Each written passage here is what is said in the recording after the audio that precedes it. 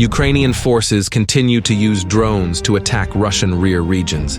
In the Moscow region, air defense units successfully intercepted a drone over the Elektrostal urban district. The Russian border areas, including Kursk region, are also under attack. One of the AFU drones was earthed by 𝐒𝐤𝐫𝐚 in the Rilsky district. And in the neighboring Belgorod region, the Shebekinsky urban district came under mortar fire. The enemy struck the villages of Terezovka and Novaya Tavoljhanka without casualties or damage. Russian forces, in turn, launched targeted strikes against military facilities on Ukrainian territory. In the occupied part of the DPR, the temporary deployment points of the AFU on the territories of a hospital and a mine in Selidov came under fire.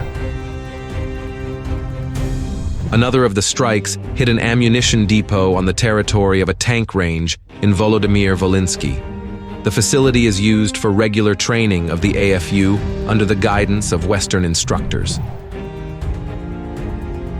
Meanwhile, the offensive activity on the front lines decreased amid bad weather. At the same time, near Kreminna, Russian troops managed to slightly expand their zone of control in the Serebryansk forestry area. In the Soledar direction, units of the Russian armed forces continue to engage in fierce fighting south of Bakhmut. At the same time, there is constant artillery fire on enemy positions near Klishchivka and Andriivka. In the Donetsk direction, the AFU launched a series of counterattacks near Avdiivka. Each of them was promptly opened and stopped by concentrated artillery and aviation fire. Russian forces are not relenting their onslaught on the southern flank of the Avdiivka fortification. Over the past few days, Russian armed forces assault detachments have gained a foothold in the west of the vineyard's gardening community and continued their offensive. On the Orikhiv sector, the AFU launched a series of attacks by small groups on the Robotyne-Verbov line. Russian troops repelled each of the attacks, forcing the enemy to retreat to their original positions with losses.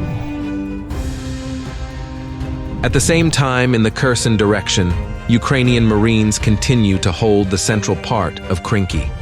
Thanks to the redeployment of fresh forces, the enemy managed to take positions in the woods to the south of the village. Despite regular shelling, the Russian forces haven't yet managed to interrupt the supply of the AFU through Frolov Island. This allows Ukrainian forces to regularly rotate and replenish supplies.